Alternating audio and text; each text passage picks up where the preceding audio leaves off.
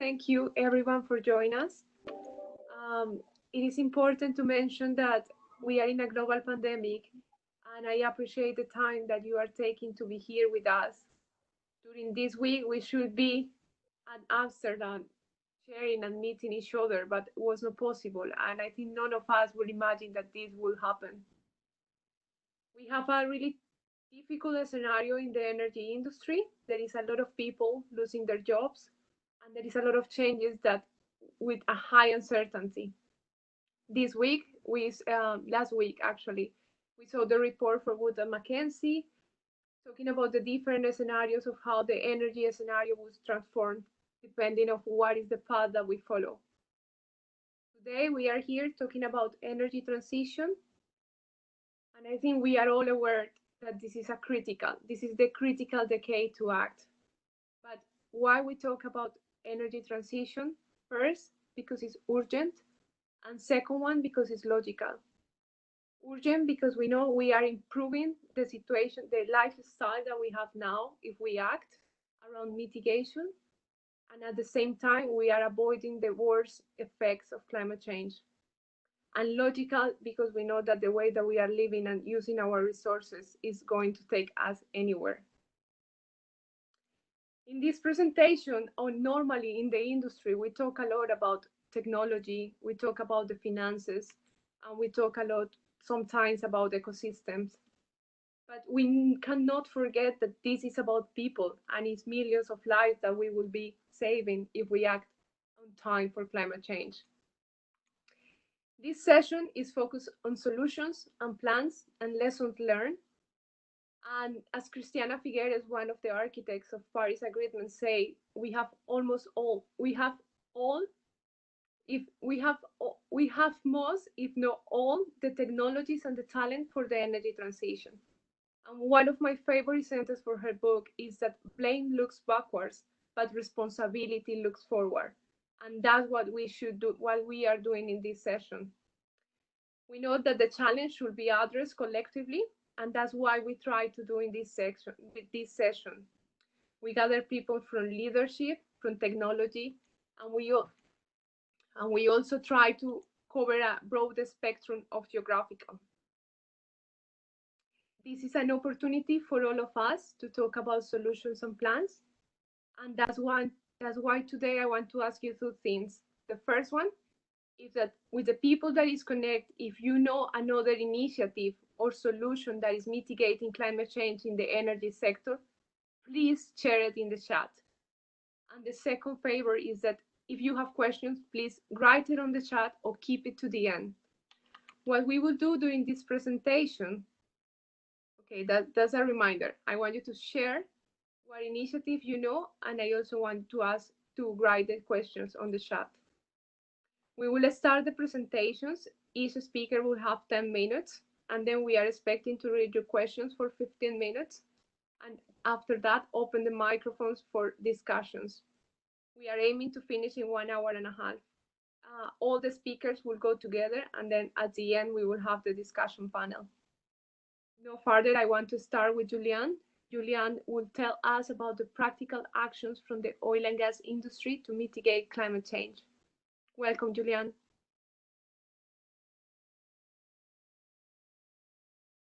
Hello. Hello, Ingrid. Can you hear me well? Yes. Yeah. Okay, good. I'm sorry, my connection is not extremely good, and I've just been disconnected for the last 2 minutes, so I unfortunately missed your introduction, Ingrid. I apologize for that if I don't make any echo to it. So thanks a lot for welcoming us.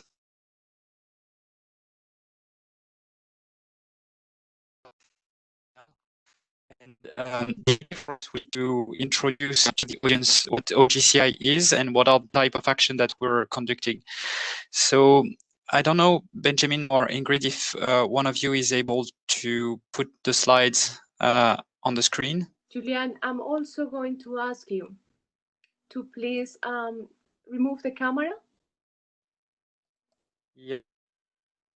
Trying to improve the connection because we cannot hear you properly.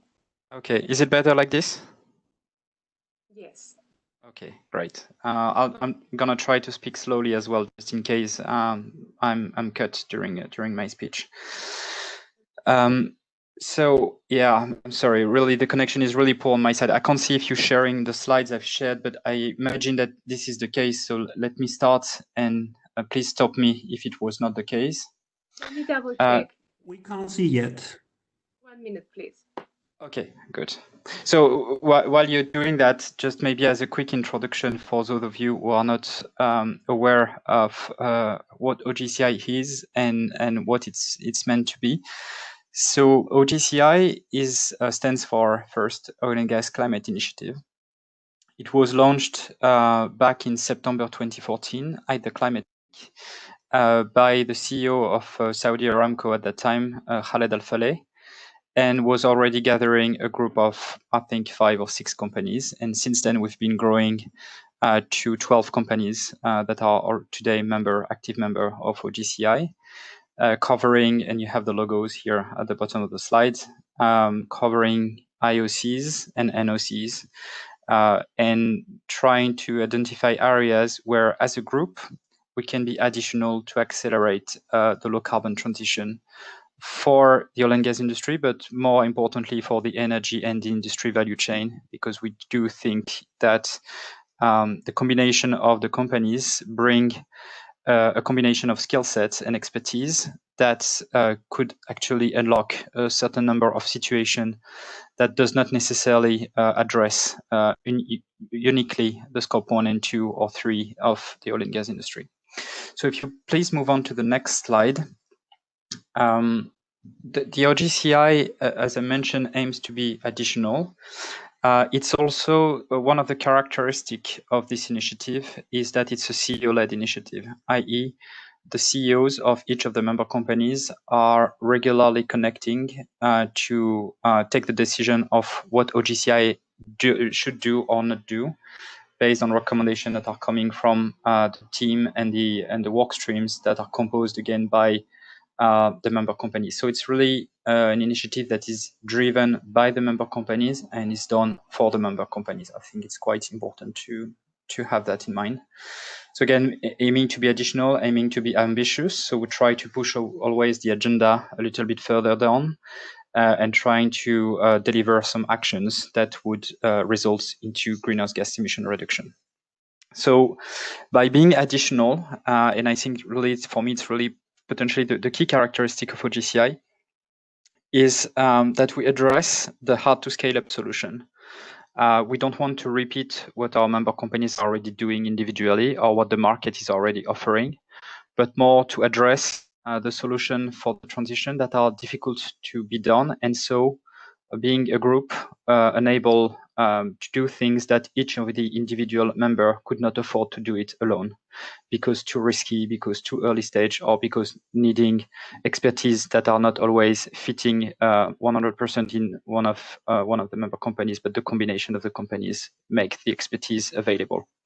So that's why you can see that in the focus area that we have highlighted in this slide, there is not specifically an action on renewable energy or on electric vehicle. Doesn't mean that we don't think that those solutions will be part of the transition. Of course, they will be, but we do not see any specific role for OGCI as a group to tackle this challenge compared to what we could do on CCUS or on methane, which is under the role of gas label here, or on transport, specifically on heavy-duty vehicle, for instance, or marine. Those 3 areas, I will expand a little bit what we do a little bit later in my presentation. And then we'll also look at other areas like natural climate solutions, energy efficiency, and low emission opportunities is more our internal think tank to draw what could be the future of OGCI and assess, for instance, the climate model or the various input we could receive from external stakeholder like IEA, etc. And one of the action that OGCI, for instance, and I will illustrate across my presentation various actions that we did, and so answer to the question of what are the practical action that we are taking. But one of the practical action that was put in place in June 2017, so 2 years ago, was the creation of OGCI Climate Investment, so OGCI CI, which is a 1 billion plus fund funded by the member companies of OGCI, and that is taking equity into startups or projects that are directly in connection with the topics that I mentioned above, and specifically CCUS, methane, transport efficiency, and energy efficiency. Those 4 areas are part of the climate investment portfolio. And I will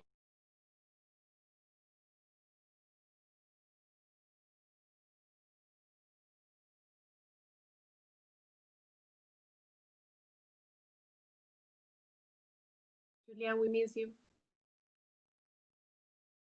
Pietro, are you connected?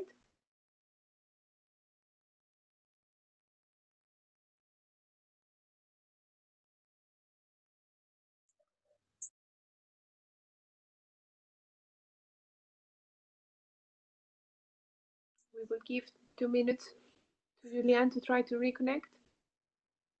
Yes, that sounds good.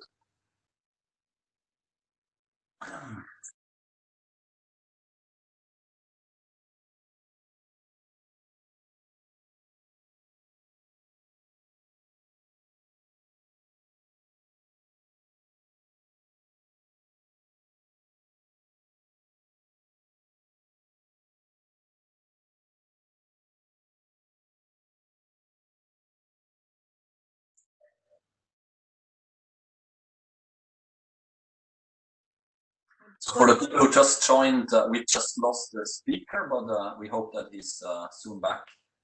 Don't leave. We will proceed.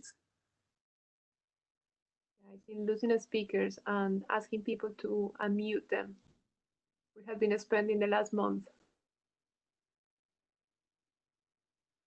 Yeah. Can you hear me? Julian, we cannot hear you, but I know you are chatting.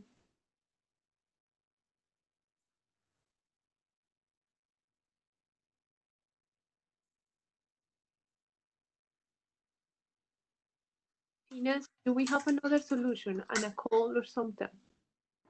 Yeah, he can log in and log out. He will try to reconnect. Yeah.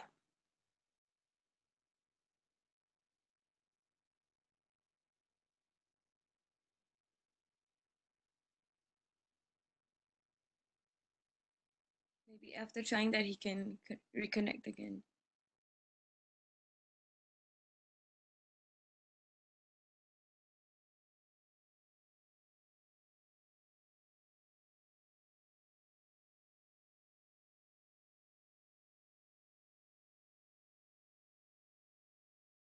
Hi, Julian. I see you connect.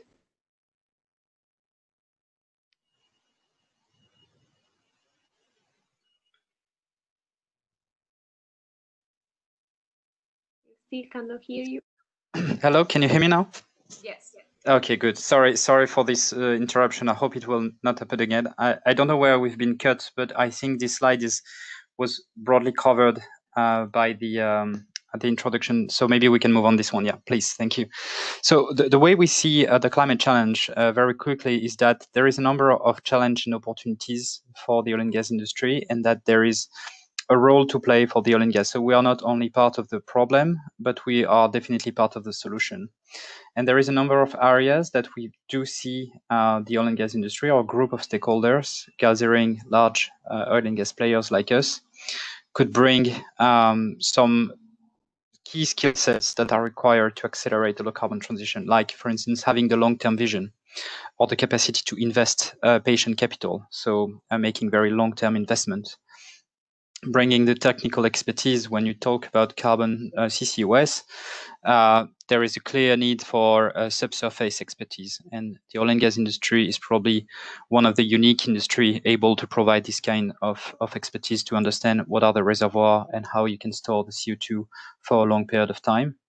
Having the capacity also to run a very large project involving international stakeholders from public and private domain with very complex project management, having the capacity also to co-invest or share the risk for co-investment. That's exactly the kind of skill set that, again, the oil and gas industry is probably uniquely positioned to provide as a combination. And that actually meets the needs for the transition when you have to deal with hard-to-abate sector or CCUS, or building the trust with stakeholders when it comes to technical solution that needs expertise to be proven. So if you move on to the next slide, I'm going to illustrate that with what we see as the transition toward the 2-degree scenario. So the graph on the right-hand side should soon familiar to most of you, I guess. It's one of the representation that you can have of what are the greenhouse gas emission in a business as usual scenario toward the 1.5 or 2-degree scenario. And that's actually highlight the fact that the transition is extremely hard to tackle, because the reduction that is expected in the next 10 years, if we take 2030, it's only 10 years ahead, is to reduce by 1/4 to 1/2 the greenhouse gas emission. Of course, this trend is extremely hard to address, particularly when we think that if you make the parallel with the coronavirus crisis that we are all experiencing and the economic downturn that comes along with it, actually it's the greenhouse gas emission reduction that we are experiencing are more or less the one that we should follow to reach a 1.5 degree scenario. So you can understand that all of the action will not go through only mitigation, but there will have to be solution to capture and store CO2 emission either by the technology or by natural climate solution, because mitigation cannot do all in the very short time frame. Will probably expand its footprint as we progress, but at the beginning we'll definitely need to have solution that enable to capture and store the CO2 emission. And that's particularly true even when you look at sectoral decarbonization. So if you expand the right-hand side graph for instance, the automotive industry, that would mean that we would have to reduce the greenhouse gas emission for the automotive industry and the scope 3 basically by 80%, or for the electricity, it's almost reducing to zero between now and 2050. So the challenge ahead is extremely high, and that's why we think that there is a combination of solution that has to be put on the table, combining mitigation and solution for removing greenhouse gas emission from the emitter point or from the atmosphere. So if you move on to the next slide, please. The way we address that is that we've, oh, sorry, the previous one, please. Yeah, this one, thanks. So the way we address that is that we've built up the strategy of OGCI around what we call the circular carbon concept. And we try to address each of those points. Very quickly, how it looks, how you can read it, is that we start by reducing and identifying areas where how we can reduce and improve energy efficiency, i.e., what is a way for us to reduce the quantity of energy needed for the same economic services.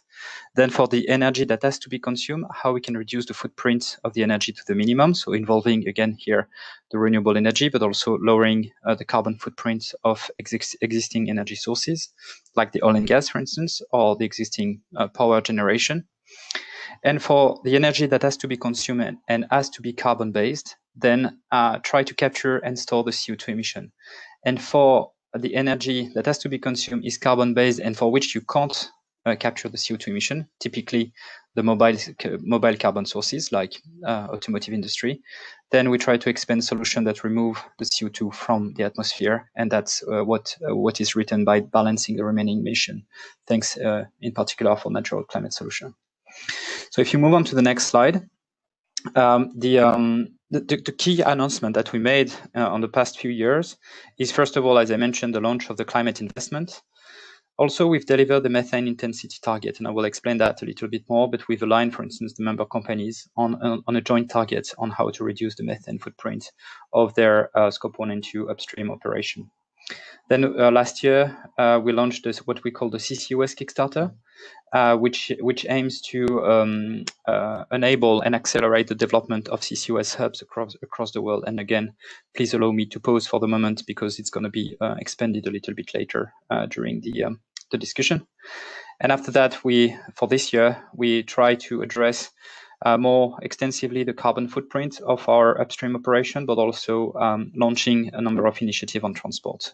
Each year, we've tried to dedicate a significant amount of resources and energy to one thematic, and then keeping it at high speed for the following years. So methane in 2018, CCUS in 2019, and 2020 is going to be the year of transport for us.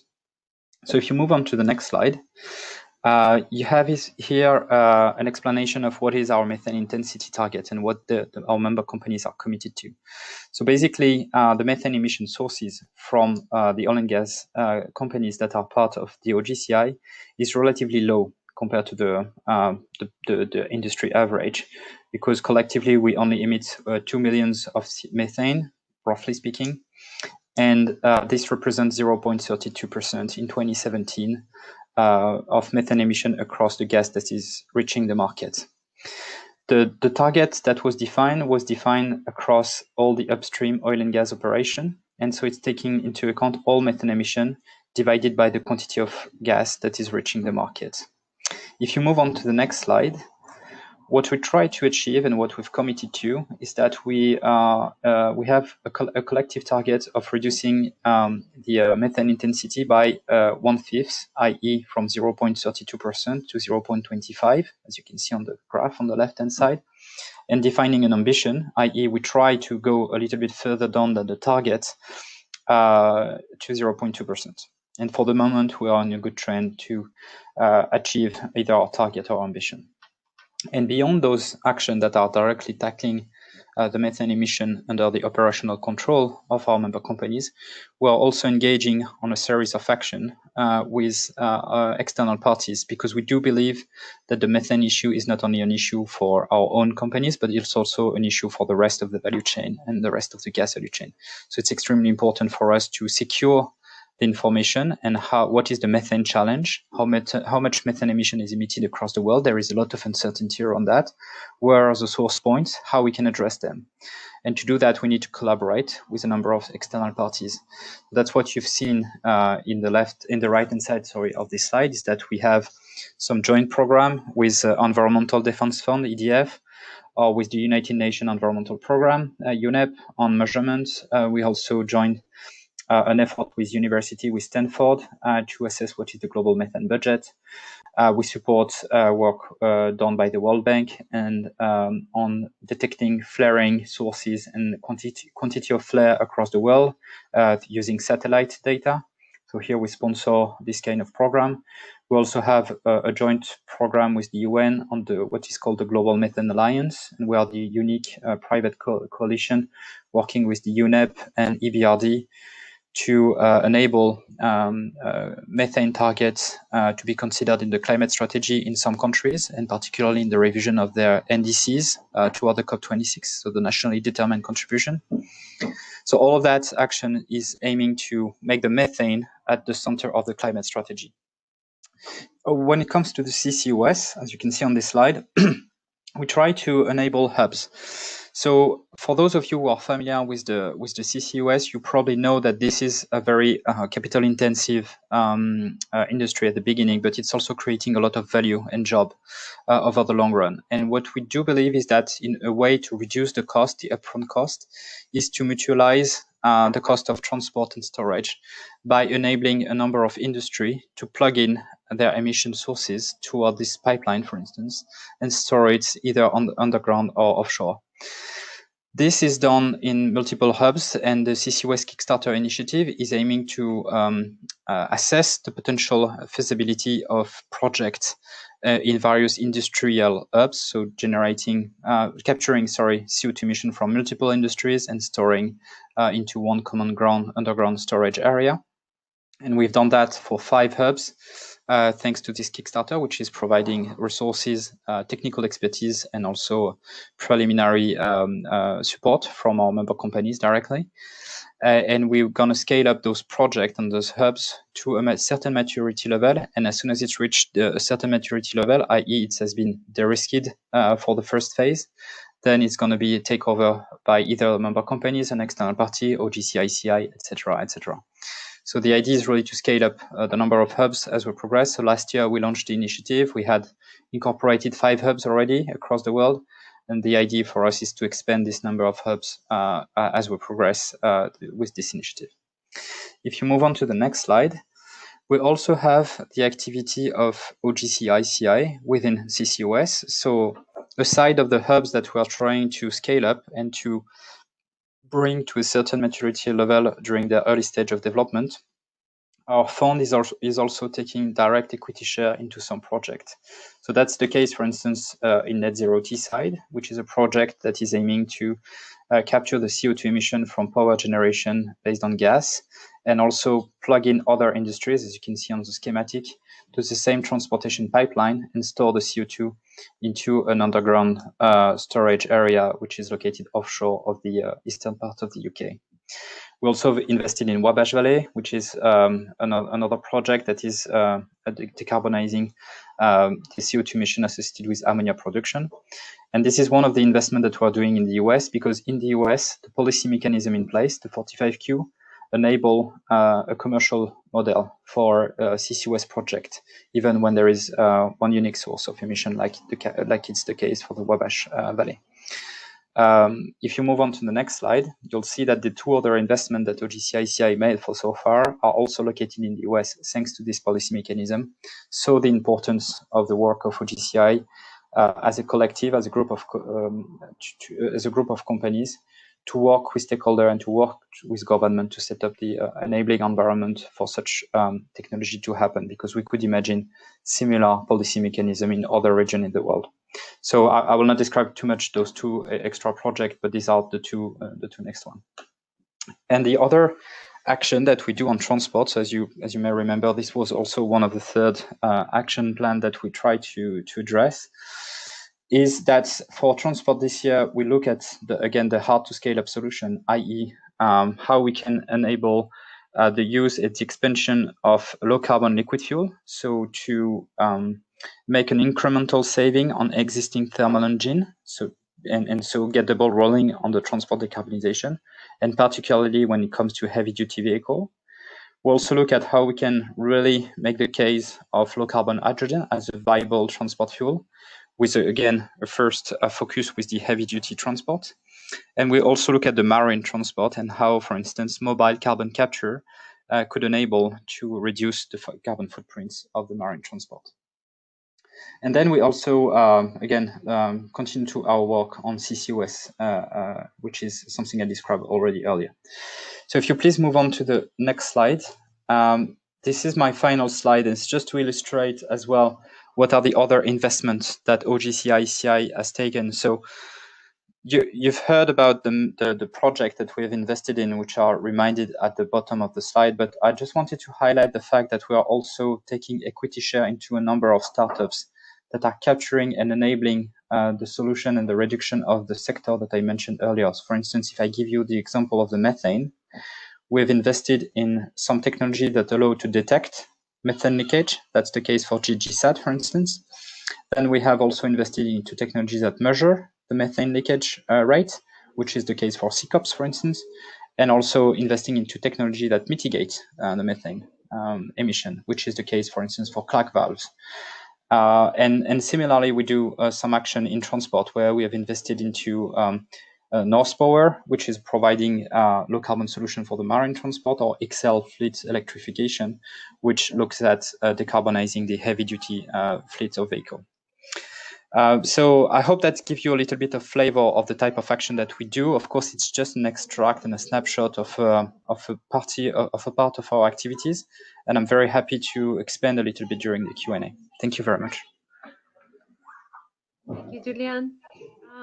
I will give the microphone to Bernard Otto, who is going to tell us about rock salt meets energy transition. Okay, so I will share my PowerPoint now.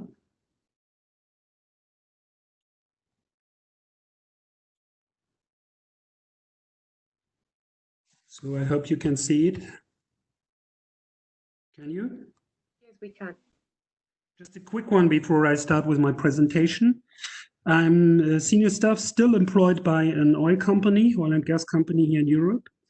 But all the following statements are describe my own private opinion and do not necessarily describe the, let's say, view of my employer. Okay, various different energy transition scenarios consider the reutilization of pre-existing salt cavern storage infrastructure. The key question is, are these aging and shrinking salt caverns and the brittle overburden suitable for continued future utilization? Within my abstract, I've already listed some of the main subsurface risks associated with salt caverns. On page 2 of my abstract, you will also find another list about the G&G skills required to professionally deal with these risks. Today, this talk is centered around the third theme, which is staff responsibility. So let me first start with a quote from the book Geoethics by Pepoloni and Di Capua, who wrote, it is important that geoscientists consider geoethics as an indispensable framework in which to base their training and activity. So emphasis is on framework and activity. On this slide, you find some more quotes, surprising quotes, but I'm going to skip these today.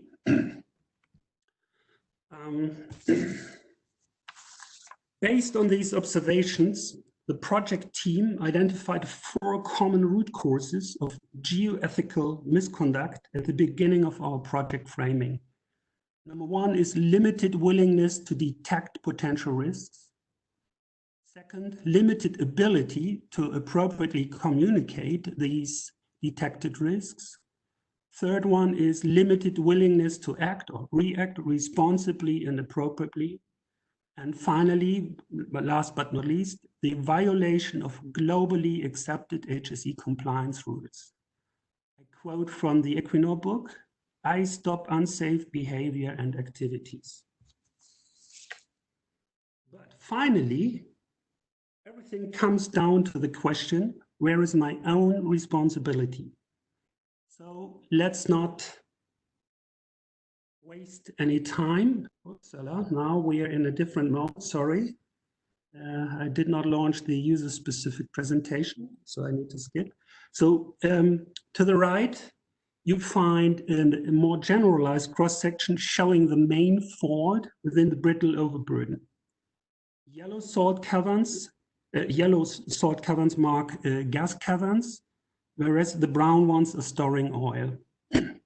The gas caverns, according to the Federal Institute of Geoscience and Natural Resources, are subject to elevated big cavern convergence.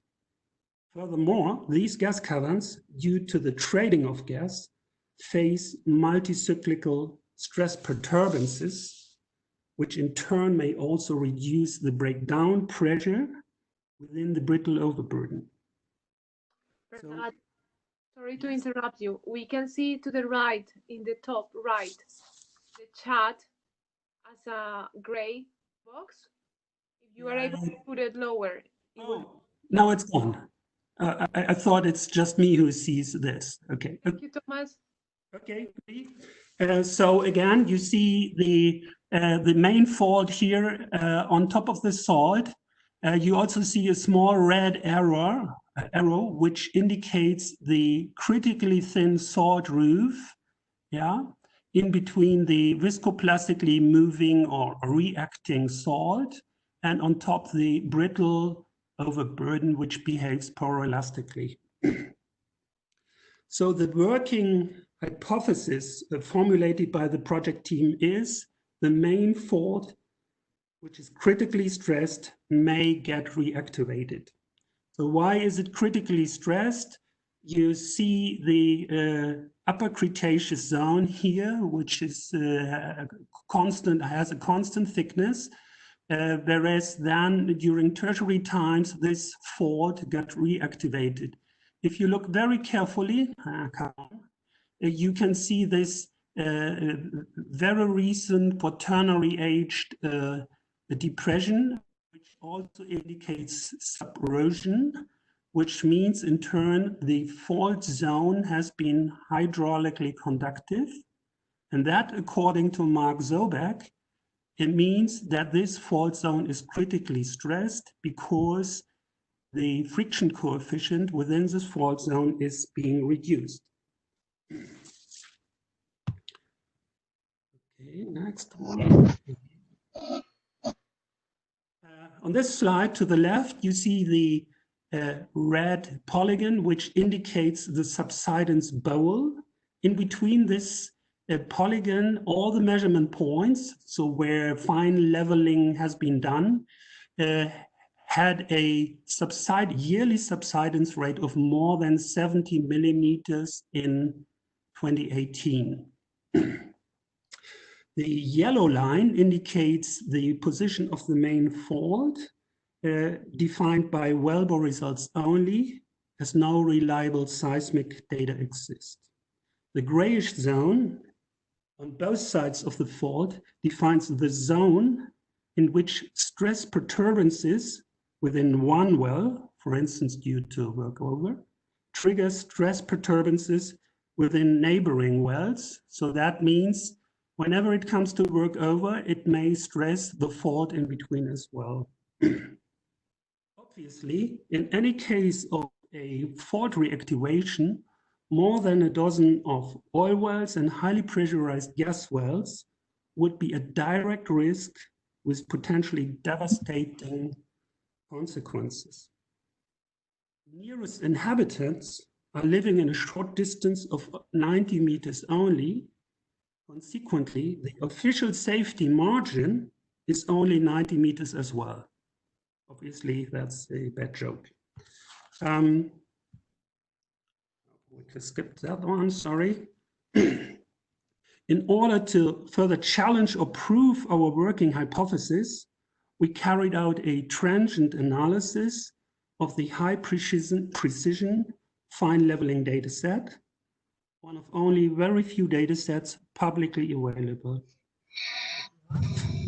Shows the subsidence data for 53 measurement points out of almost 800, where each of these 53 measurement locations showed at least one subsidence value of 70 millimeters or more over the shown period between 2012 and 2019, the x-axis.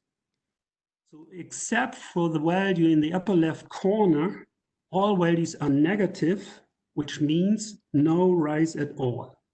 So one often hears that the caverns are breathing, but these ones are not breathing, because breathing suggests an elastic movement, so a reversible movement. So all measurement points showed a downward movement. When we remove some artificially behaving locations, 46 time series remain. This is what you see, 46 overlapping curves. And these ones show a very characteristic downward movement of the whole overburden, not just the surface.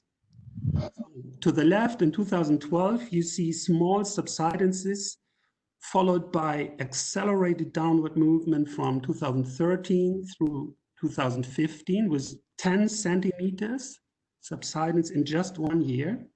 Again, followed by a calming down in 2016, followed by another accelerated abrupt downward movement, and so forth. Obviously, as the cores, quickly converging salt caverns and multi-cyclic gas trading is not going to disappear, this characteristic discontinuous disruptive downward movement is going to continue as well. So our prognosis looks like this one, in contrast to the subsidence predictions done by the Federal Institute of Geoscience and Natural Resources in Hanover in Germany. This is the German equivalent to SANIA. So there's quite a bit of a different thinking about the behavior of the overburden. So I summarize my presentation, let me quickly foreshadow what we intend to do. We definitely need to intensify an open and informed dialogue between the stakeholders and the affected population. We want to convince stakeholders to actually apply globally accepted HSE compliance rules. Again, the quote from the Equinor book, I stop unsafe behavior and activities. I mention Equinor because Equinor operates 19 out of 51 converging salt caverns in this asset. Third point, we actually purchased already a Raspberry Shake, one of the more, to be able to monitor a potential salt faults and fault movement. We also consider utilization of densely sampled INSAR satellite imagery to further analyze abnormal surface subsidence, because with the fine leveling, we only get one value per year, whereas with INSAR satellite imagery, we could do it on a monthly basis. Fifth point is to get or to generate realistic 3D salt geomechanical models. That includes the poroelastic treatment of the overburden, and as well should include discontinuities like faults. And finally, we want to convince stakeholders to actually acquire 3D seismic to locate the salt edges and potential tectonostratigraphic leakage pathways. Now, let me quickly summarize my presentation. We have an interesting and scary situation, to quote an internationally highly regarded geomechanics expert. But what really scares me is that all stakeholders refuse to react responsibly, appropriately, and in compliance with their own HSE rules. Again, quoting Equinor, I stop unsafe behavior and activities. But reliance and refusal is not HSE compliant. Instead, this attitude is actually what kills the credibility of the oil and gas business, credibility that is needed to raise public acceptance to make the energy transition happen. So this is where I'm finished. Thank you very much for your attention. Thank you so much, Renat. The next person is Professor Sverre Plauer. He will talk us about basal carbon sequestration. Professor, can you introduce yourself? Thank you so much. I'm going to ask all the other audience to mute themselves because some people are interfering in the presentation.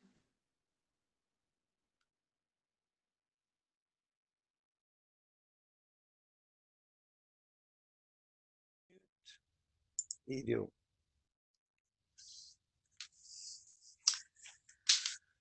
Yes. Can you see me and hear me? Yes, we can. Yes. Okay. Good.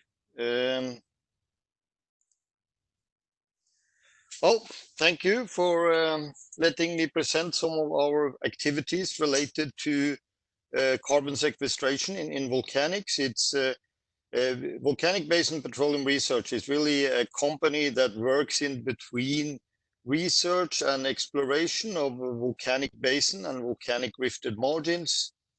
We apply our knowledge mainly to the hydrocarbon industry, but we also work on geothermal energy and in basic research, basically on how we generate greenhouse gases and what happens if you emit large volumes of greenhouse gases into the to the atmosphere and hydrosphere, basically triggering some of these major mass extinction in Earth history, such as the end Permian extinction 250 million years ago, or what we call the Paleocene Eocene thermal maximum about 55 million years ago, that was associated with magmatism in the Northeast Atlantic.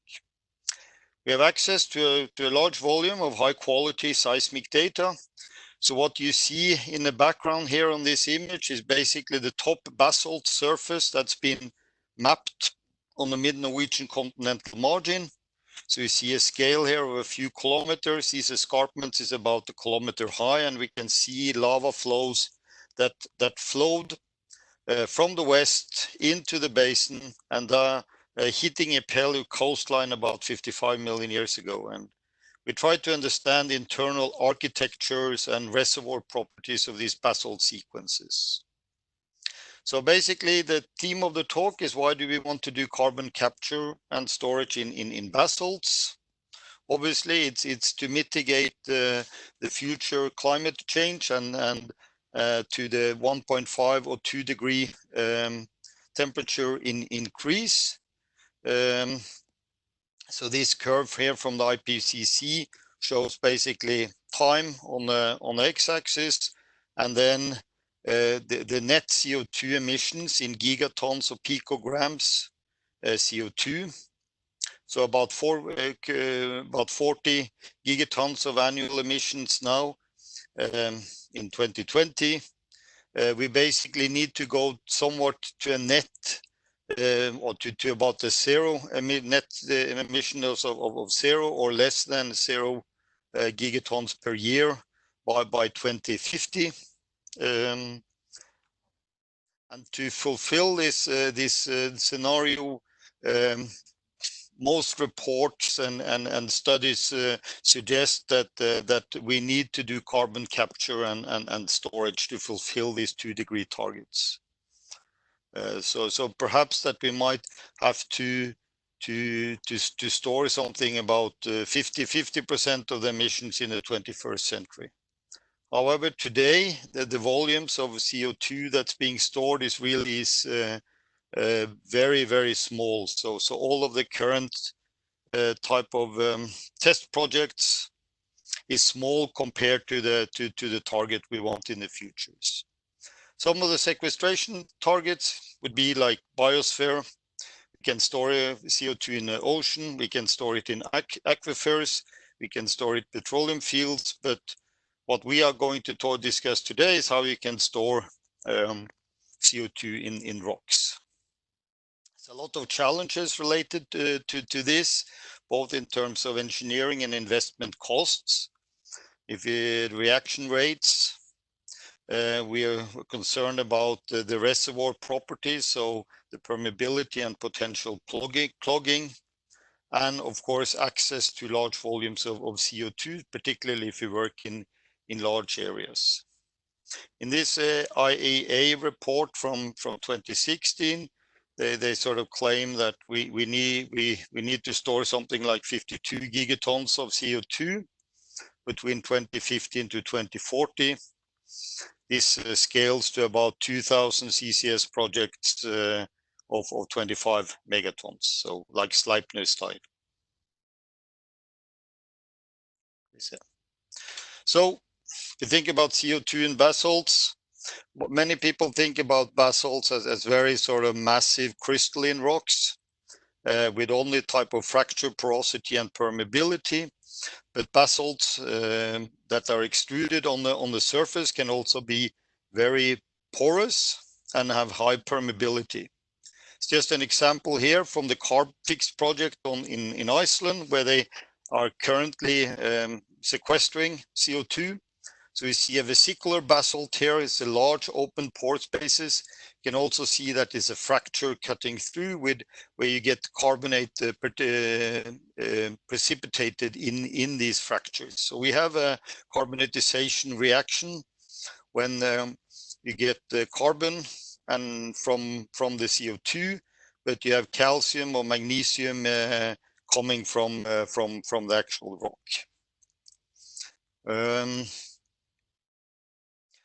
Very good examples of high permeability basalt reservoirs. So one example is in the Columbia River flood basalt in the western US. So a large part of the agriculture industry here relies on water that's being produced from these high permeability and high porosity basalt horizons in this part of the world. And it's particularly the flow tops that are high permeability and high porosity reservoirs. In the deep water, we can have CO2 as supercritical fluids, so that we don't only deal with the gas.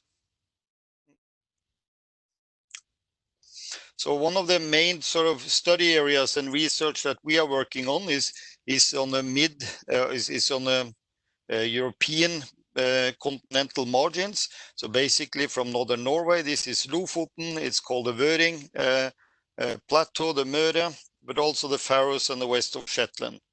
In this part, we have these very classical sort of seabird dipping reflections.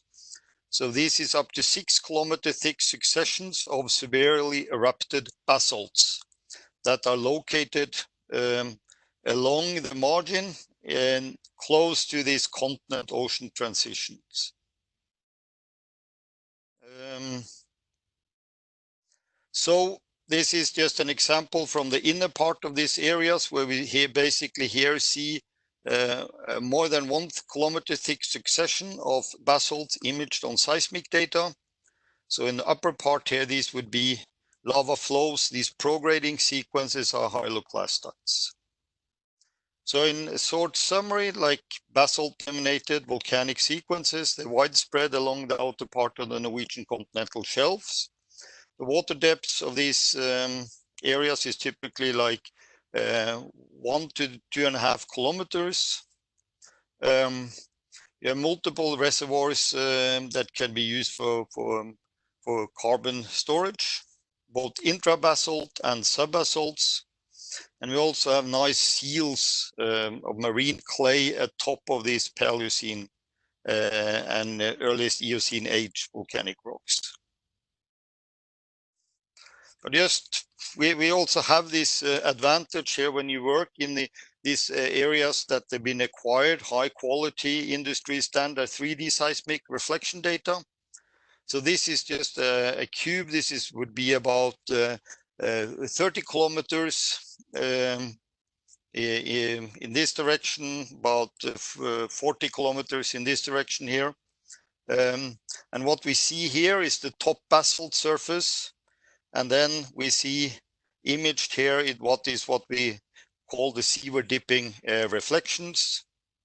And we know that these represent basalts because in 1985 it was drilled a 1 kilometer deep hole through this volcanic succession by the Ocean Drilling Program. It's a famous ODP site 642. It's situated at this locality. So basically here we have 100 lava flows in this part, and then we have some volcanic clastic sediments, and then we go into what's called the lower series, which is a mix of sill intrusions and volcanic flows.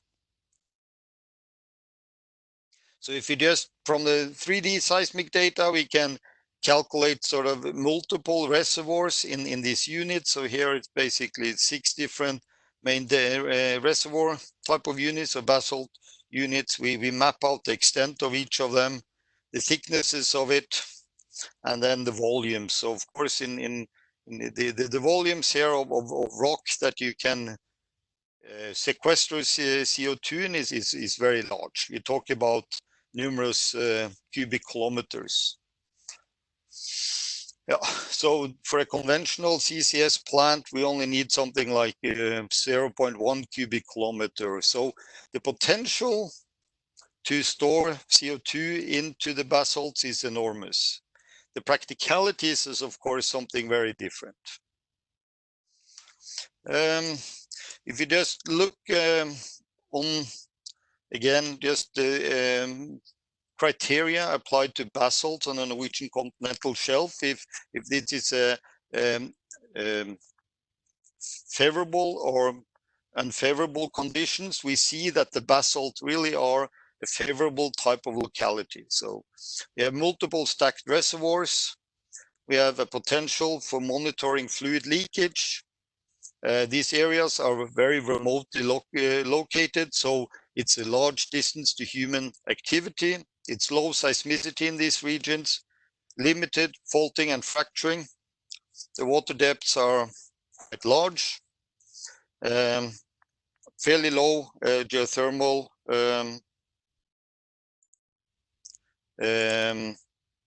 gradients, significant reservoir thickness. Locally, we might have good porosity and permeability, both for the reservoir and cap rocks. So this is the sort of scenarios that we are working on. And as just to round off this sort of very brief overview presentations.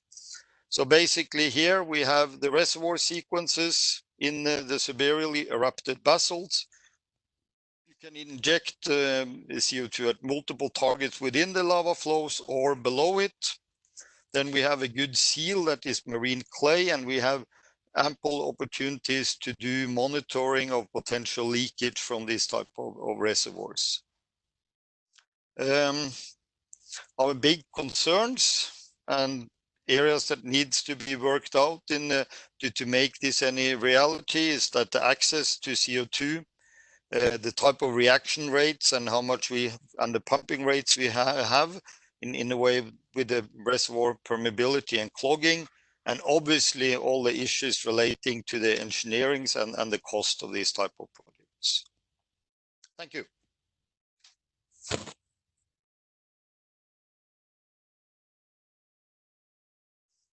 Thank you so much. I'm going to give the floor to Volker, who will tell us about maturing geothermal energy for Saudi Arabia.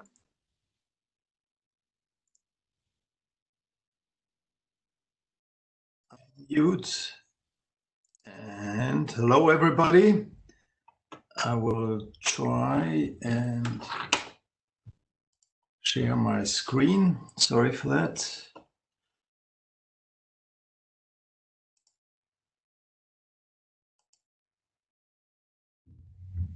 So can you see my screen, Energy Transitions Endeavor? Yes.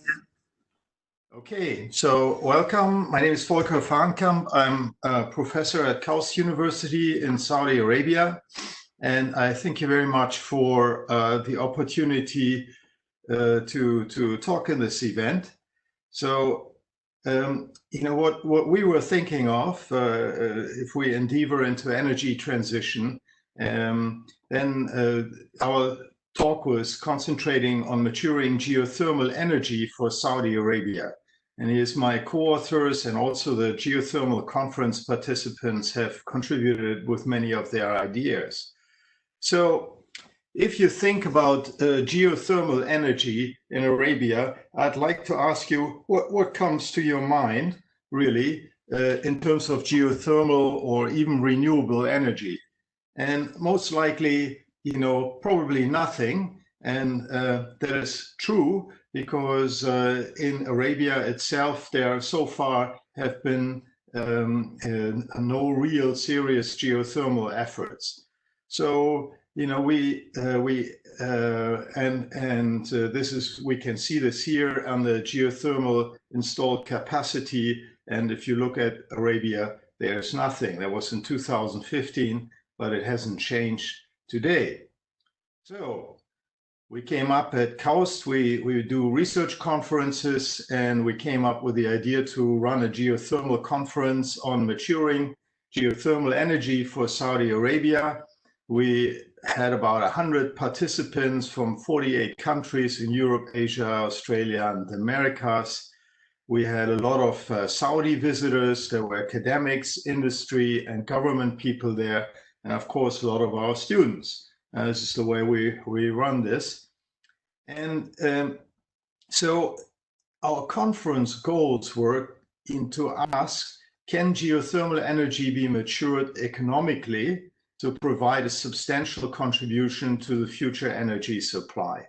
And I think economics, you know, you will hear this again and again through the presentation, play an important role, especially also with the economic down dip that we're seeing right now, because, you know, the purses will be tighter to finance energy transitions.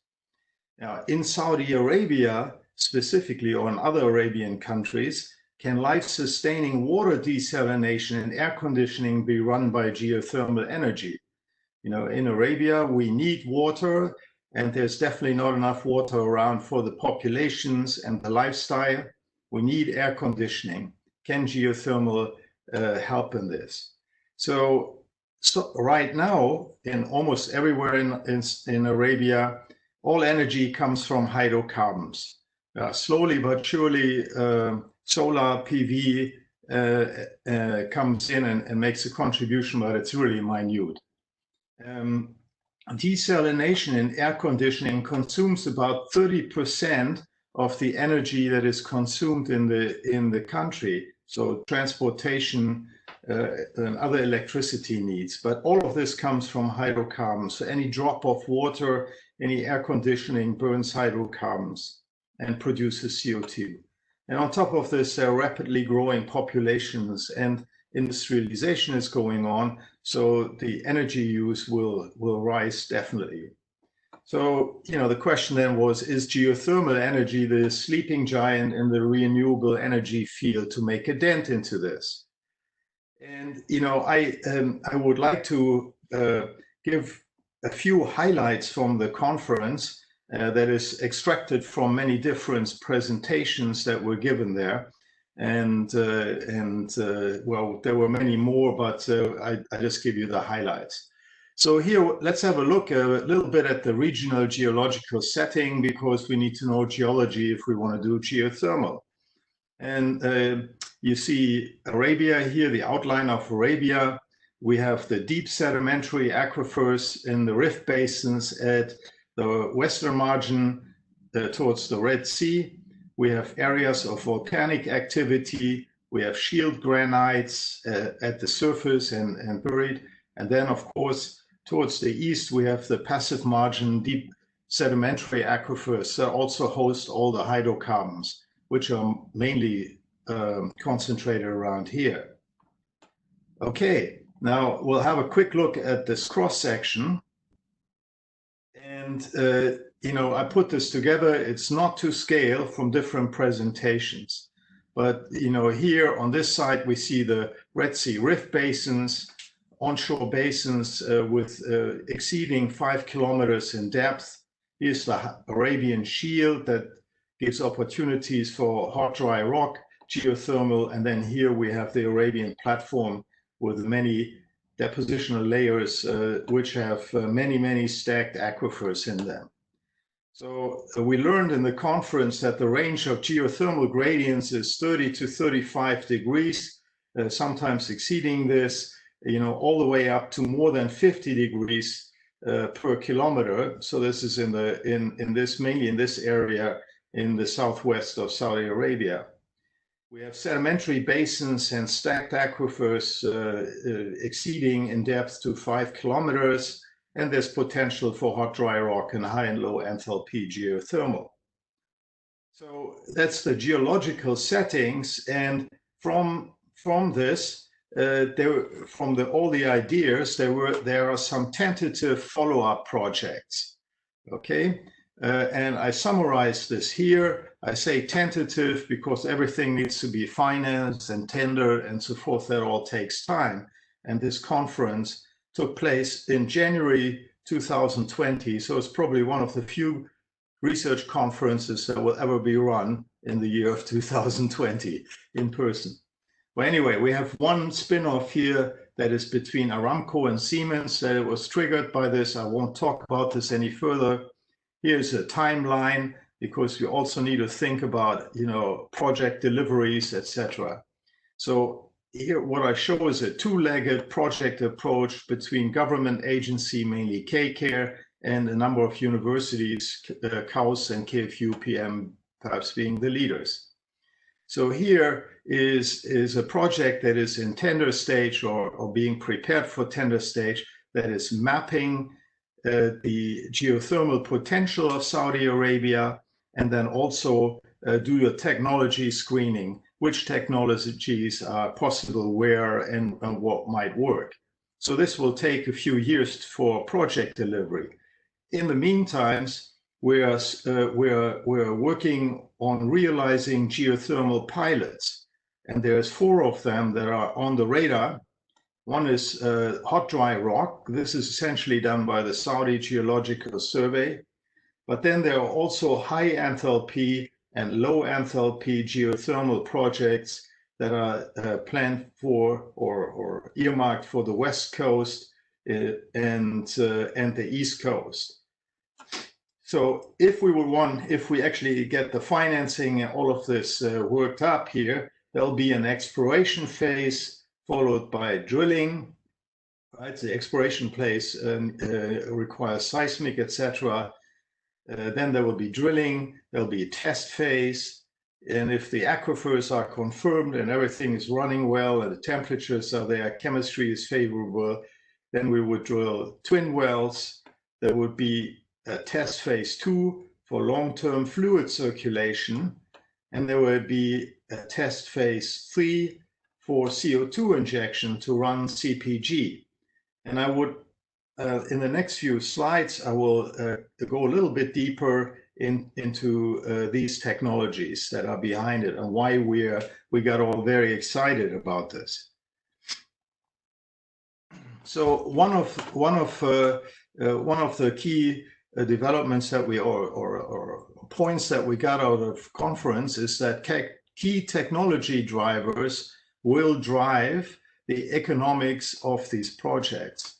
So here we get one for low enthalpy geothermal, and this is a technology that is actually being developed in a KAUST research center, and that is advanced heat exchangers, or a MEDAT circle. So that's a multi-effect distillation, adsorption, and desalination process.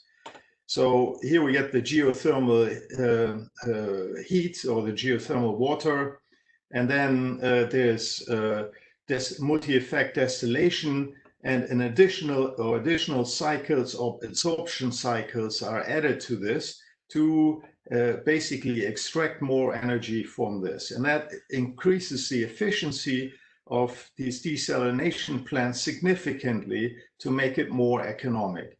And that makes it very attractive already at relatively low temperatures. Another method that is a key technology driver is the geothermal CCUS. So, you know, and the key here is on the U. So we utilize the carbon that is being produced. And this is an idea that is basically hatched by, or was presented by, the ETH Zurich Geothermal Energy and Geofluids Group by Professor Martin Saar and his collaborators, and the guys from Siemens.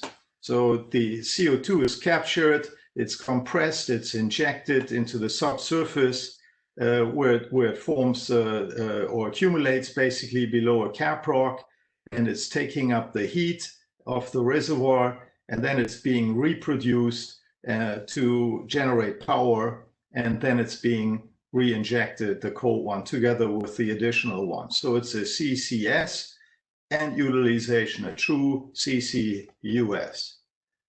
Okay, so why CCUS? Why would that be favorable in Saudi Arabia? So here we have a CO2 emissions map for Saudi Arabia. We're producing about 400 million metric tons of CO2 annually with a growth rate of 3.5%. And these are the main uses. It's for desalination, electricity, petrochemical, refinery steel, etc.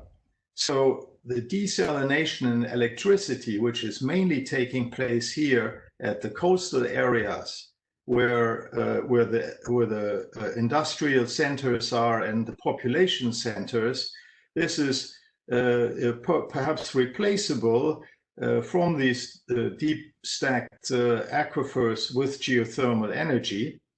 Plus, we can capture the CO2 from this and utilize it for the process. So this is a very exciting new technology that could come in and both help to lower the need to burn hydrocarbons, but also make a dent into the CO2 that is being produced. So, you know, I talked, well, 12 minutes now. The question was geothermal energy in Arabia, you know, what comes to your mind? Well, I hope now that you will have many opportunities that come to your mind now. It is in line with the Saudi vision of 50 plus gigawatt renewables by 2030, and it supports the Saudi and global climate goals. And I'd like to conclude here with a few images from the conference, and I'd like to again thank all the participants in the conference that have brought their ideas and were perhaps part of the kickstarting of this this journey in Saudi Arabia. Thank you. Thank you so much, Professor. I will give the floor to Giovanni, socio from Schlumberger, who will tell us about the integration between geothermal and digitalization. Thanks, Paola. I don't know if I'll share my slides. You'll tell me if you see them.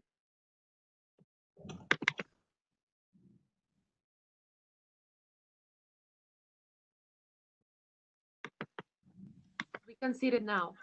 Okay, I'll just dock my chat so it doesn't cover the slide. So thanks for the opportunity to present. I'm actually here to present someone else's presentation or cooperative work by my colleague Alex Burachok and in cooperation with another colleague, Matthias Zeug, a reservoir engineer and a geologist from our office in Hanover. But unfortunately, Alex couldn't do it today, so he's asked me to replace and present this work. So this is, of course, just an example in the topic of today's workshop. It's possibly part of the creative ideas or maybe the successful projects. It's just the point of view of a service company, of an oilfield service company, and in particular of our division, which is a software provider, on how to make the technologies that are commonly used in the oil and gas industry, and in particular for in the geosciences, in the characterization, available to the geothermal industry. So as potentially one means of accompanying or facilitating the energy transition from our point of view. So it's an example that I will present. And again, on behalf of my colleagues, and what I would say, echoing what Paula had said in the introduction, I sort of wish to dedicate this today's presentation to those in the oil and gas industry that might have taken the current situation in the worst possible ways, people that have lost their jobs or lost their activity because of the situation we're incurring, and hoping, of course, that the energy transition might also ease that situation to many of our colleagues in this industry. So what will I present today? It's an example of moving to the cloud, our modeling software solution, and how this can be applied to geothermal site modeling projects. So what was the traditional way? And again, I'm happy that some fellows from the industry, including software vendors, are attending this conference, and some of the people that I've seen in this same fora, and especially in the EAGE. I would just move from what we could call the traditional modeling. So what is the traditional way of doing modeling? Separate workstation for separate geoscientists of engineer. Each one would have his or her own software with their own version, with their own data storage, and the transfer between one and the other might or might not be done smoothly, if possible at all.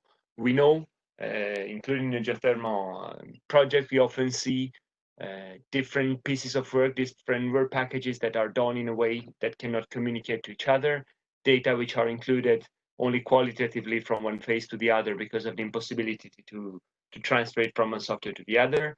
And even when the software are shared, different versions, issues with data transfer are still quite common or still occurring. Of course, the first step, which is something that has been done widely in the petroleum industry, but it's taken on also in some geothermal projects by consultants and operators, is the idea to have platforms from the software point of view and having a corporate or company approach by which several geoscientists and engineers share a software platform and can share some projects through different domains. So facilitating the transfer of the data, but still having the issue of data management and data storage.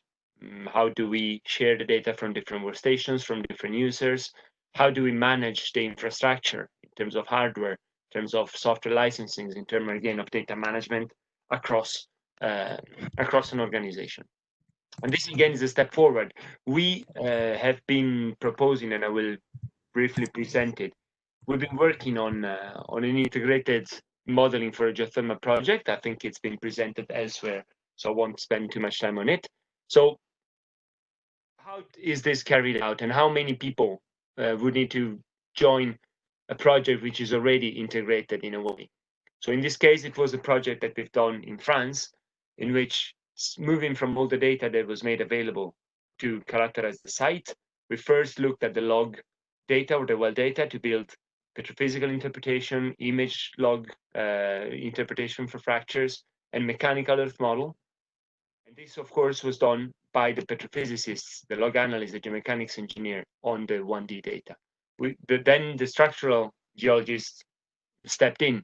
He took the image data and the structural model, and using a tectonic-based approach, built a discrete fracture network. From this, we moved then to the geophysics, the interpretation and inversion of the seismic data done by the geophysicist. Then all this together, the petrophysical interpretation, the fracture network, the inversion, were used to populate the properties across the geological model by the reservoir geologist. The model was then calibrated or history matched with the well test data by the reservoir engineer, who built the flow and heat flow model, fluid flow and heat flow, to predict the behavior of the doublet. Here we can see the cool waterfront radiating from the injector towards the producer well. And finally, this was coupled with the geomechanical model that was built previously to estimate the change in stress and the fault reactivation and the seismicity occurred in the especially along the fault bed in the project. So all this is already, from our point of view, from software and consulting point of view, it's already very integrated. It's quite advanced in terms of how the different pieces of the workflow were done together, but still they were done by at least 5 or 6 different engineers on different, that would typically work on separate machines with different data storage. The petrophysicist, the geomechanics engineer, geologist, geophysicist, reservoir engineer, etc. So what could be the next step? And this is what we've tried to apply to geothermal project, at least to discuss with geothermal customers. Is the idea of moving from this siloed approach with different workstation and different software to a unified environment based on the cloud, in which the tools, the software tools, are shared by all the experts, all the petrotechnical engineers. The storage is common, so the data is stored commonly for access by all the people. And of course, the access to the software and to the data is constant, is available all the time. There's no downtime, there's no time zone, there's no location issues, and the version of the software is always kept to the more recent. This is not new. This is the approach that any software vendor on the cloud is pursuing. But what we try to see is the applicability of this to the geothermal market. So this is just to describe what the Schlumberger solution is from the point of view of the company we work for. So the software is here. The software is made available on the cloud. Again, this would be, from our point of view, the traditional software that we've always used, the Petrel, for example, as a platform, is made available on the cloud, and it's linked, of course, to the engines or the simulators that are used still on the cloud to make the most intensive calculations, together eventually with tools that are developed specifically on the cloud, for example, for data analytics. So this is the software environment that is available on the cloud, based on a data ecosystem. We said before, the liberated data, something where the data is available to all the software environment directly without the need to import, export into the single, into the different packages. And of course, this data ecosystem is made in such a way that a variety of input data can be ingested, from the more structured data to the more unstructured, such as reports or public databases, and the separate software projects can be brought in. So this is a bit of the framework that we have built. And I try to basically transition from our traditional software offering into something which is based on the cloud. What are the advantages that are possible for geothermal projects, and what have we already tried in that sense? So one example, which is mostly for the reservoir engineers, is the idea of speeding up the decision making by accounting more easily for the uncertainty and the risk, so that we, the approach in the oil and gas industry, which is to evaluate and quantify the uncertainty and running several scenarios to account for this uncertainty and quantify it, is typically limited by the availability of the infrastructure. The idea of having a workflow like this in the cloud is that not only the data, the input data, which you can see more to the left of the slides, are easily available through the cloud, including regional information, public databases which are accessible through our cloud. But then on the other end of the workflow, towards the right, once the models are built, the simulations of the fluid and heat flow can be run with several scenarios in multiple realization without having the need to commit the hardware, the petrotechnical computing infrastructure that would otherwise have to be secured, bought, or rented. So the idea is that these multiple realizations that allow to quantify the uncertainty and therefore de-risk the project can be accessed through the clouds, which is more flexible and less expensive. Another hybrid example is the idea of having simulation done on demand, but starting from on-premise geological modeling. So the model is done traditionally by the engineer on their computer with a traditional software package, and then it is the simulation, the fluid flow, the heat flow simulation, eventually the geomechanics, or even the wellbore performance simulations, which are done on the cloud. So the most intensive part of the workflow in terms of infrastructure is done on the cloud. And this is a way basically to make more intense or more complicated computations to be accessible at a lower cost to operators that are willing to do that. This is not only already widely used by the oil and gas industry, but we have geothermal customers, geothermal consultants in particular in Europe, that have already used this to do their thermohydraulic simulation. Another thing which can be counted as an advantage is the access to the central cloud environment by basically any sort of remote devices.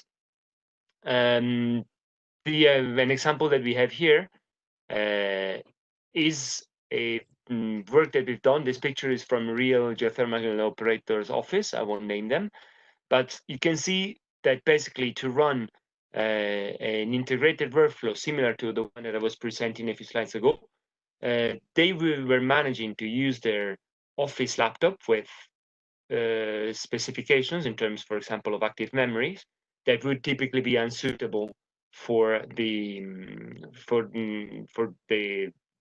software platform that they were using. So in this case, it was a quarter of the minimum recommended memory, and still the workflow was run successfully because it was run through the cloud. So this is a way to secure that the available infrastructure can be used for a more complex project without any investment in hardware.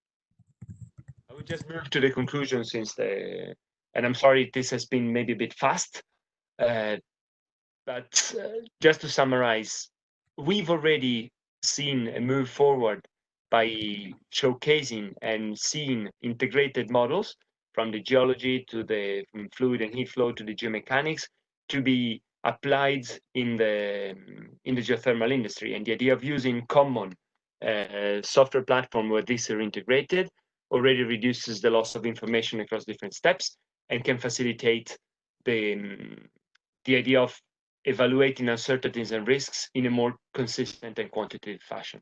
But then the next step would be to do the same type of workflow, but with a reduced cost of ownership. So no infrastructure cost, no hardware, and reduced software costs, with the availability of flexible computing power, which means having the possibility of storing data and making complex calculation only when this is needed, without having to purchase the computers, basically the hardware to do it.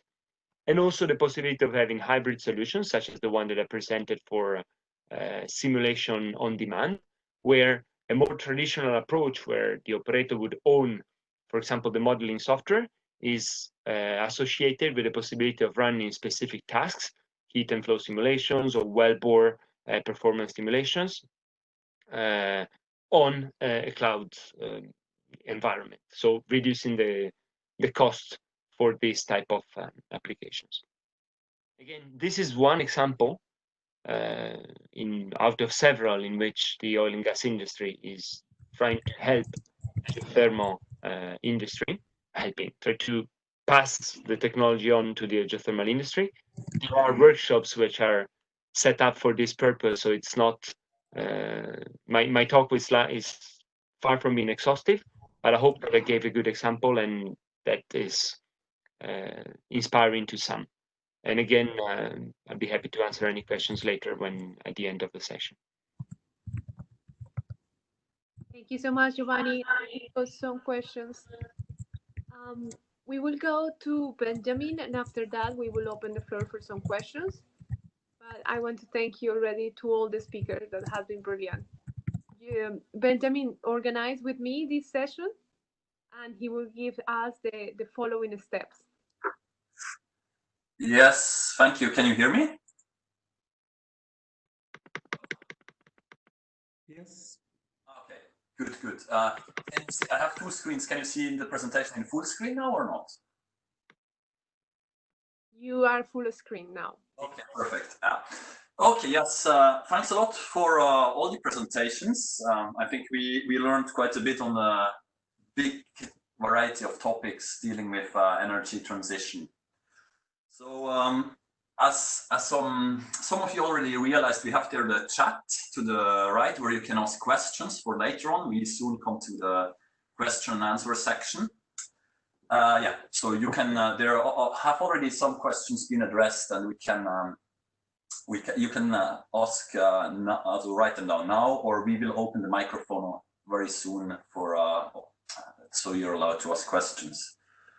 So okay, before that, I just quickly want to conclude the session and make a community invitation. My name is Benjamin Bellwald. I'm a senior geologist at Volcanic Basin Petroleum Research in Oslo. And I'm also a member in the EAGE special interest community on energy transition and decarbonization. Good, just, I keep it very short. Basically, there's one rather technical slide, it's not even so technical. So energy transition and decarbonization, they're urgent, and measures, they should be taken immediately. The figures I compiled here, the first one to the left, that shows you how the European newspaper covered the articles or the attention on climate change and global warming. Okay, it's as mentioned here in the title, it's on climate change and global warming. It's not exactly the same as energy transition and decarbonization, but I'm quite sure it would look very similar. What we see in this curve is that the newspapers, in this case it's European newspapers, if you go to this Center for Science and Technology, from University of Colorado. You can find newspapers collections for all over the world. But what we see that, okay, the media attention, they quite fluctuated when it comes to attention on these topics. We had a very high attention at around 2010, 2016, both related to climate summits and governmental panels. And luckily, in a way, we got a lot more attention on these topics from 2018 onwards. But now, 2020, we had the COVID-19 case. So related to that, this dropped quite significantly. However, we should not wait now. This is hopefully COVID-19, we're soon, hopefully soon over with it. And our efforts in climate or energy transition should not be delayed by this. So, so even if we have a drop in articles and media attention, we should all be trying to be as active as possible and push new ideas and solutions as much as we can. The figure to the right then, because this is from climate, from Carbon Brief, that's an organization that communicates climate change, and they show that if we do not act rapidly, so if we fail to drop the emissions, then within 8 years we will be we have reduced all the CO2 that is to be used to fulfill the 1.5 degree carbon threshold. So we have really to act quick, and we're not in a position to wait with this. Okay, one way to inform yourself about all of this is EAGE and this special interest community on decarbonization and energy transition.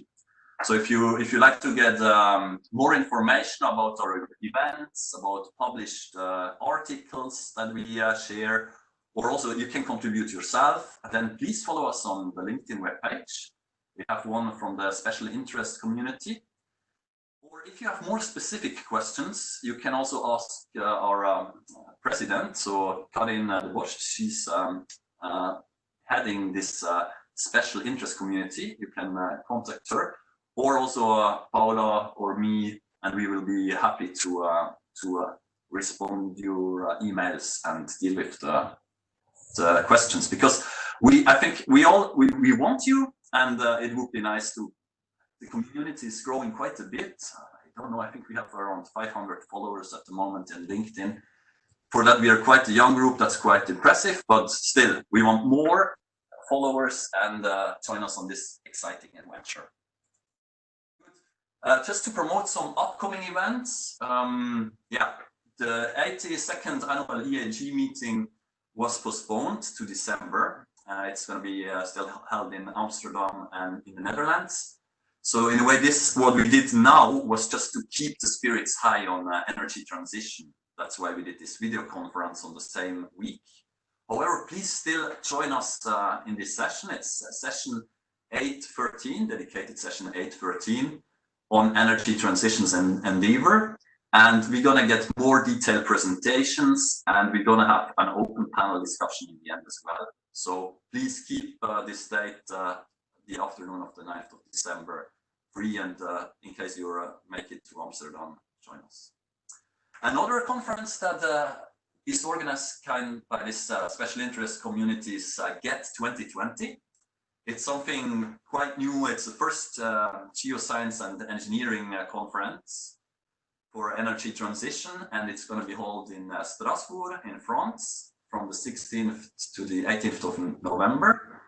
And this conference covers quite a big, broad variety of topics dealing with geoscience and engineering. So from the classical one, CCS and geothermal, over to energy storage, solutions in society and government, and also dealing with cross uses and disciplines. We really welcome you to submit abstracts for this conference. However, the deadline is end of June. So in the spirit of, to act rapidly, as mentioned before, maybe you make it in 1 month to write an abstract, an extended abstract, and submit it to this conference. In case you have questions, you find plenty of information information on get2020.org, and Giovanni and both Karin, they're both very actively involved in that conference. Okay, so that was it from my side. We head now over to this question and answer section. And I think we're gonna do this following the talks. So Paula, you have, can you hear me? Or you wanna introduce question for the first talks? No, I think we can open the floor for people. I have already a few questions. I already have some questions. Yeah. To ask questions. Yep. I think we have the option to raise the hand. There are also some questions on the chat. I know there are some for me. Yes. You tell me if I should take them or. Yes, please go ahead. Okay, I'll try to read through the questions. So thanks for the question that were asked. So I think the first one was coming from Bernard. So he was asking actually two questions on how this cloud-based environment works. So the first question was whether the modeling can still be done within Petrel, but based on the cloud. And the answer is yes. So the idea is that the same software that today we're using on our computer is now available on the cloud. That's the basic way to put it. So the same software is used on a cloud-based environment, so you don't have to have the same specifications on your own machine. Of course, hybrid solutions are possible, as I mentioned, so you can have it on your machine and then part of the workflows are run on the cloud. And some applications are being developed directly on the cloud now, so that you could have more capabilities than the standard Petrel available on premise, as we say, so on your machine. And the second question on whether two people can work on the same Petrel project, yes, that's also the idea. I don't know how this is happening in the current version. I know it's been tested that two people work simultaneously on one project, so that collaboratively edits the same objects on the one same project. I don't know if this is the way it's working on the commercial release, but the idea is that one project is anyway shared by several people. Whether this is concurrently, I would have to check. But the idea ultimately is to develop something similar to what is done when, for example, people edit a text file today on Word, and they can do it together simultaneously on OneDrive. That's somehow the same approach that we're heading to. And the second question I've had was from Phil. Phil was asking if the data format issues was solved in the workflow I described. So I assume you were referring, Phil, to the workflow that I presented. From that one, that was still done traditionally, in which the data were uploaded in the old way, and so the data format would have to be fitting the ways that each and every application, notably Petrel, would have to load the data. One of the advantage of the transition to the cloud, so to Delphi in our case, is that we keep developing ways to ingest the data in such a way that it can be made available to the software, such as Delphi, such as Petrel, sorry, but the data are treated by directly in the cloud by some advanced tools that did not exist in Petrel, but that are developed so that unstructured data, for example, reports or data which do not have a precise format, can be loaded and then made available for usage by the software. So even if the data is not structured, it can be loaded and made available for use in the software. I don't know if that's what you meant, Phil. If not, feel free to get back to me.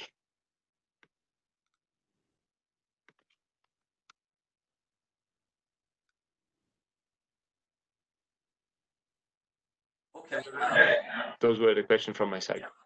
Any other questions? I mean, from the chat, if someone addressed a question in the chat and wants to speak up, I think it's easier to. I see Ibrahim has quite a long question, so if or a topic there to address. If someone, you can speak up here, so I think it's easier to do it that way. Yeah, so perhaps in the meantime, before we collect somebody, this is Volker. I saw a number of questions or comments coming in from Grant Walsh in Canada and so forth about CO2 availability, right? So, you know, I think you saw this in the map in Saudi, that there was an effort by my colleague Hussein Hotait, you know, to have reliable maps of the sources of CO2, yeah, and not only it's, you know, not all CO2 is equal to CO2, right? So there's clean CO2, there's dirty CO2 mixed with other gases. So that's very important because it you know, if we want to do CCUS, which I think is you know, to make it economic, we have to utilize this carbon. It's an asset, right? So, and we need to find ways to make carbon utilization economic on its own, just about, right? So that we really have make money and create opportunities with this. But the source for CO2, the transport of the CO2 to the sites where the CCUS is going to go and take place is of key importance. So it is a good idea to look around sources of CO2 for places to store it and to utilize it, to minimize transport costs. Thank you so much. I have a question for Julian. Julian, what happened with, you work with the major companies. Actually, I don't know if Julian is connected. Yeah. You work with the majors, but what happened if a middle or a small oil and gas company want to hear about your initiative and want to get closer? Thanks, Ingrid. Actually, we have a number of other companies knocking on the door to join the OGCI. So we want to collaborate with them because the thing is that OGCI is quite a demanding initiative, both financially and technically, and also it requires quite a significant involvement of the expert and the CEO of the member company. So generally speaking, when you accumulate the criteria, it starts to be quite difficult, I guess, for a middle or small companies to be an official member. However, we have a number of collaboration initiatives on specific topics. So, of course, we always welcome any ideas on that spirit, and working with companies who want to work with us. That's always very much welcome. Okay, I have a question here from Rodrigo Oropesa, who wasn't quite clear on how to use CO2 for geothermal. So if I may answer this, and I'm really not the expert on this, there are others, as I mentioned in the ETH or so, but essentially you inject CO2 in the subsurface because of pressure and temperature. It's supercritical, so a fluid, and but it's lighter than water, so it will rise to the top of the structures, and it has very good thermal properties. So when you reproduce and pure CO2, essentially, you have the opportunity to run turbines with that. With water at the same temperature, you could probably only do indirect heat transfer. So with that, you can run turbines and generate electricity, and then re-inject it back into the reservoir. I hope that answers the questions, but there are a number of papers out there in the literature. CPG is the term that to follow. This is Martin Sarr, who came up with CPG. I mean, I can answer questions if needed. Specific questions about this, but yeah, if in the literature we published this under CO2 pool, geothermal, or CPG.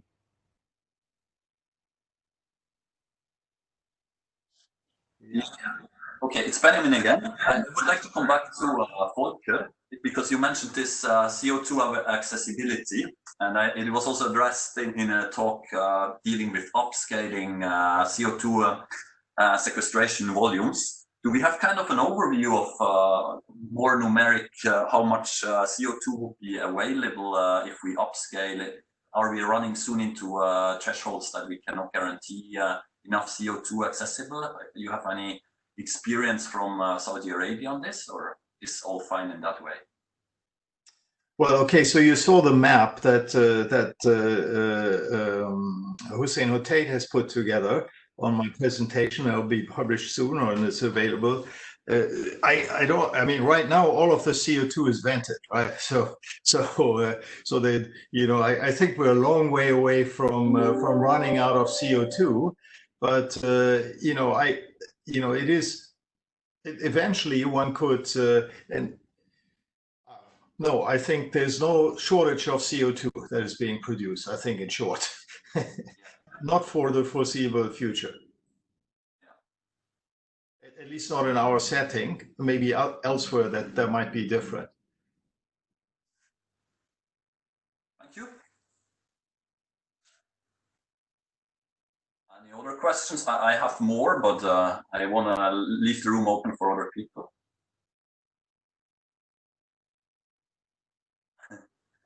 Yeah, then I have one going more towards the monitoring. I mean, monitoring is quite important when we talk about putting CO2 down in the subsurface. And in the talk from on Benwart, you mentioned this fault activity. And so, so you mentioned the 3D seismics to be used. What kind of resolution do we speak in there? And also, is there any indication of microseismicity already ongoing to these salt caverns, or what's the state there? Obviously, I mean, the required resolution depends on, for instance, the depth of the cap rock and so on and so on.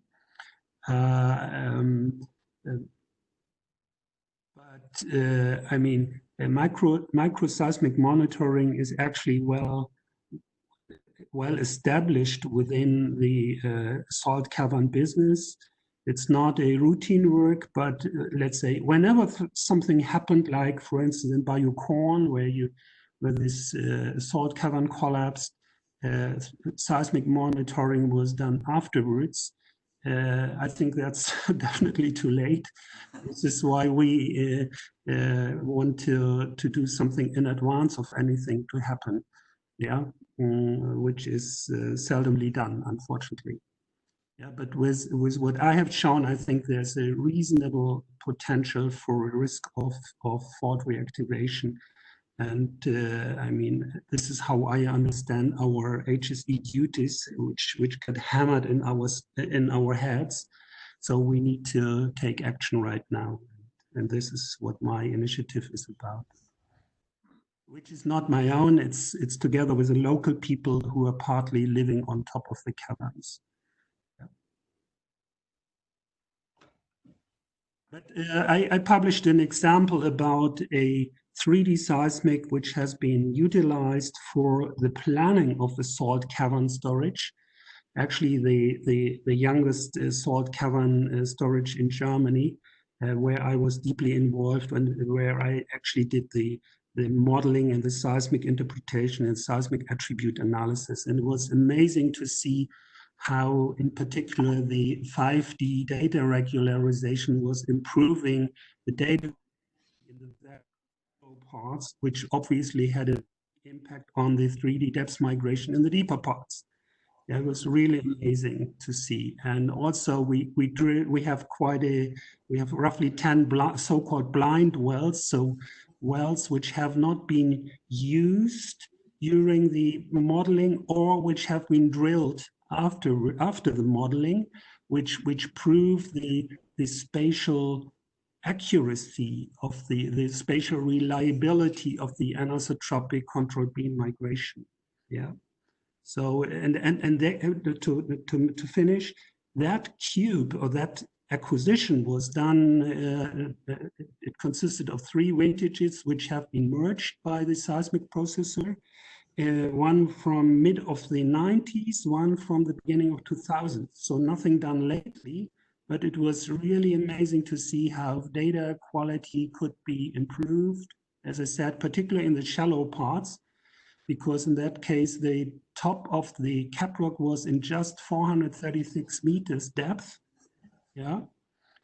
As a nice byproduct, we also detected a a paleofluvial system in just in basically 200 to 300 meters depth, which could have been a potential migration pathway, but thank God it was 6 kilometers off and down dip. So a nice but positive surprise. Yeah. Okay, goodie. Thank you.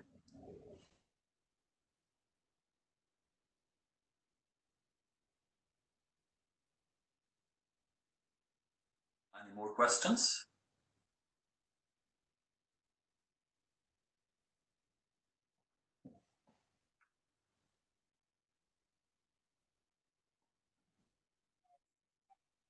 Everybody happy? Good. Polo, you still want to say something, or? No, I think we're done. Are we okay? Yeah, then I guess, yeah, we thank you a lot for this stimulating video conference. And as mentioned before, yeah, we will be there at EAGE in December 2020, hopefully.